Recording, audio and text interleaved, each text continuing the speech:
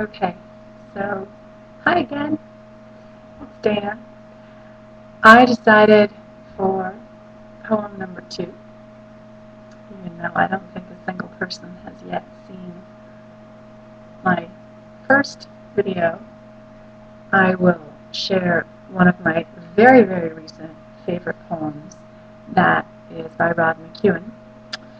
Some of his unpublished work that I found on his website. I'm not sure when he put it up on the site, but the poem is amazing in its obvious simplicity, but deep thought and rightness with the world, especially when it comes to the subject and topic of love.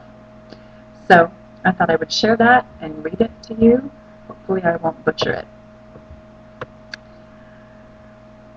I always knew that you would find me. No clock needed to remind that it would happen. I planned on it, worked it out, hid in plain sight every day, knowing you would pass.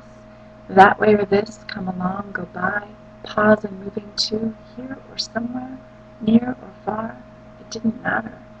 You would arrive. It kept the heart alive and thriving in the clatter of time's travel to know that you would turn and see me, then not turn away. You here or coming, unraveling the puzzle, kept me whole and safe, and driving on toward this day. When the evenings, like forever, started fleeting, going fast, I could see you at some distance, disappearing in the mist, and the mass of fondled faces. One image in a lifetime, yours, was there, just out of grasp.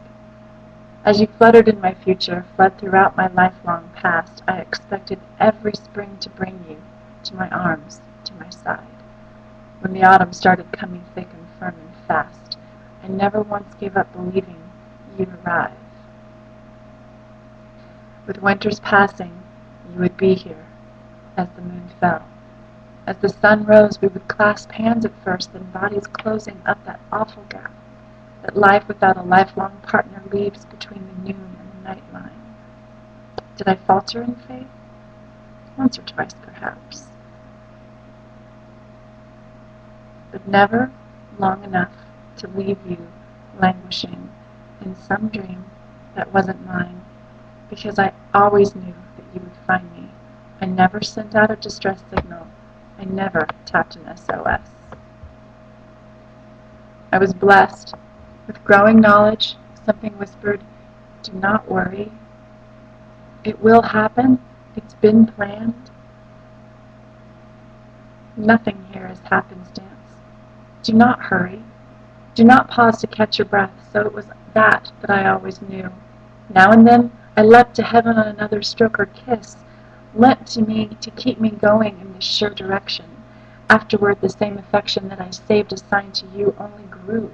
I always knew that you would find me, and so I did not bother scrawling each and every new address on cloud or curb or stone. Why?